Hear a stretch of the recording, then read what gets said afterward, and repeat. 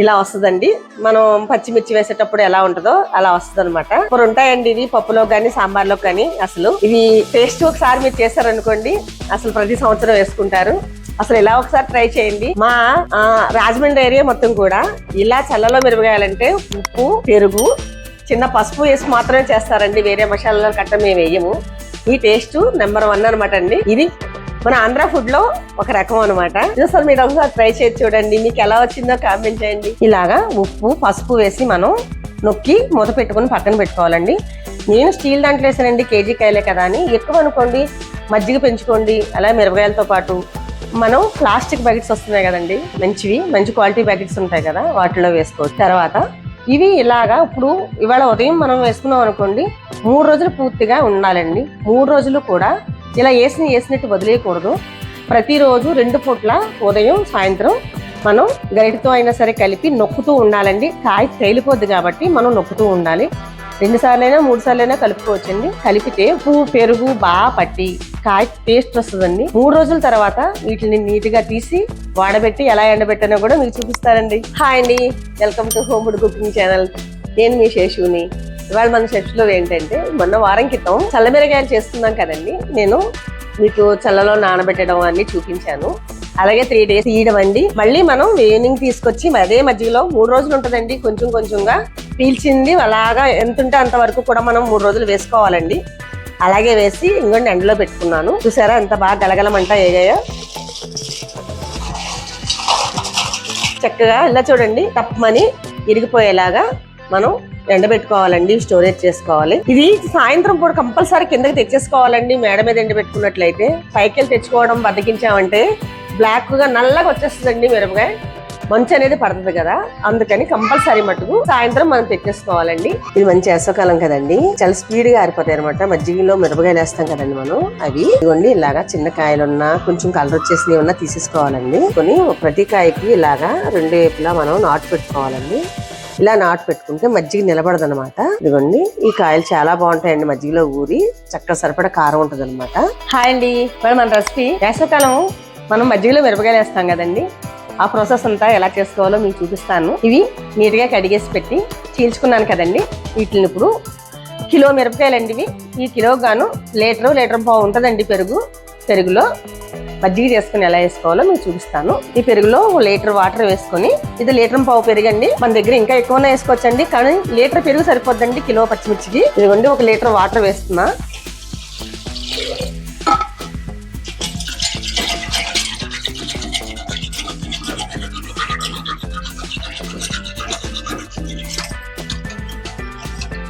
ఇదిగోండి ఇలా చిక్కగా వచ్చేసింది చూసారా. ఇలా చేసుకున్న తర్వాత దీనికి తగినంత సాల్ట్ వేసుకోవాలండి. 2 మూతలు వేస్తున్నానండి. 1 స్పూను పసుపు వేస్తున్నానండి. చీల్చి పెట్టుకున్నాం కదండి, ఈ మిర్చి ఇందులో వేసేయాలి. ఎక్కడన్నా కలర్ వచ్చిన కాయ ఉందనుకోండి, ఇలాంటి కాయ తీసేసుకోవాలండి, వేయకూడదు. వేసిన మజ్జిగలో అయినా పండిపోద్దండి, వేస్ట్ కదా, తీసేసుకోవడమే. సాల్ట్ మనం కళ్ళుప్పు వేసుకుంటాం కదండి, కరిగే వరకు కూడా ఇలాగా రోజుకు 2 సార్లు చొప్పున ఉదయం సాయంత్రం కూడా 2 సార్లు మీరు గరిటతో కలుపుకోవాలండి. కలిపి ఇలా నొక్కాలండి. కాయల్ని నొక్కితే చక్కగా పెరుగు పడుతుందండి. తర్వాత మనం ఆరబెట్టుకోవాలి కదండి, ఆరబెట్టుకునేటప్పుడు ఇలా బెజ్జాల గిన్నెలో వాడపెట్టుకుని ఆ పెరుగుని మళ్ళీ ఇందులోనే వేసేసుకోవాలండి. అలా 3 రోజులు ఎండబెట్టిన తర్వాత ఎండబెట్టిన ప్రతిరోజు కూడా సాయంత్రం తీసుకొచ్చి మనం 4-5 తీసుకొస్తాం కదండి, పైనుంచి తీసుకొచ్చుకున్నప్పుడు మళ్ళీ ఇందులోనే పెరుగులోనే వేసుకోవాలి. వేసి మళ్ళీ వాడబెట్టి మళ్ళీ ఆరబెట్టుకోవాలండి. అలా ఆరబెట్టిన కాయ అసలు పెరుగులో ఊరండి చాలా చాలా టేస్టీగా ఉంటుంది అనమాట. అందుకని అలా చేస్తాను నేను. మీరు అలా ట్రై చేసి చూడండి, మీకు ఎలా వచ్చిందో కామెంట్ చేయండి. ఇది 3వ రోజు కదండి. ఇదిగోండి ఇలా మజ్జిగ పీల్చుకునే చూసారండి. ఇలా రోజులో 2 సార్లు నేను పైకి కిందకి ఎలా కలుపుకున్నానండి. మరి ఉప్పు అది అడుగునే ఉండిపోతుంది కదా, అలా కలుపుకుంటే మజ్జిగ మొత్తం అన్నిటికీ పట్టుతుందండి. అందుకనేసి మనం 2 పూట్ల కలుపుకోవాలి. ఇలా వాడబెట్టేద్దామండి. ఇలా బెజ్జాల గిన్నె తీసుకోండి. ఇలాగ అడుగున ఒక ప్లేట్ పెట్టుకొని దాంట్లో మనం ఇలా ఇందులో కాయ వేస్తే మజ్జిగ అనేది వాడుతుందండి. ఇవి గట్టితో పని జరగదండి, చేతితోనే వేసేస్తున్నాను. కాయలన్నీ ఒకటే రంగు వచ్చే చూసారండి. అండ్ మనం కలపడంలోను పైకి తేలి కాయలు నొక్కడంలోను ఇలా వస్తాయండి. లేకపోతే పైన మట్టుకు పచ్చగా ఉండి లోన మట్టుకు ఇలా కలర్ వస్తాయి అనమాట. అలా కాకుండా మనం ఏం చేయాలంటే 2 పూట్లైనా 3 పూట్లైనా ఇలా కలుపుతూ ఉండాలండి. ఇలా ఒక గట్టి తీసుకొని నొక్కి ఇలా కలుపుకుంటూ ఉంటే సరిపోద్దండి. ఇదిగోండి మజ్జిగ ఇది ఉంది అనమాట.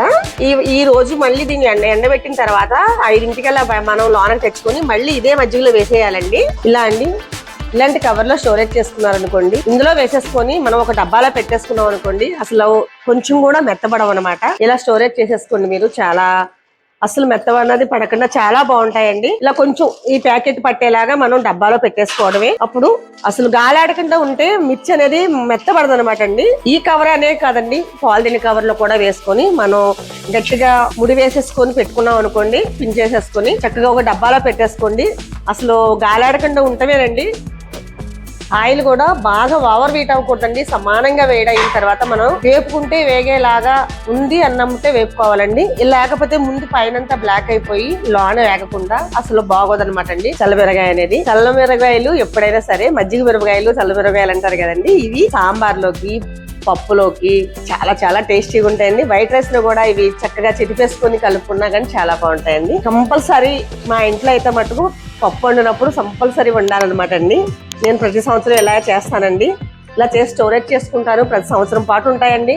సంవత్సరం ఏంటంటే నెక్స్ట్ సంవత్సరానికి కూడా ఏమీ కావు. కాకపోతే ఎప్పుడన్నా స్టోరేజ్ లూజ్ అయ్యి మెత్తబడింది అనుకోండి, మనం ఎండలో మాత్రం తప్పనిసరిగా పెట్టుకోవాలి. అంతే తప్ప పుచ్చడాల కట్ట ఉండవండి.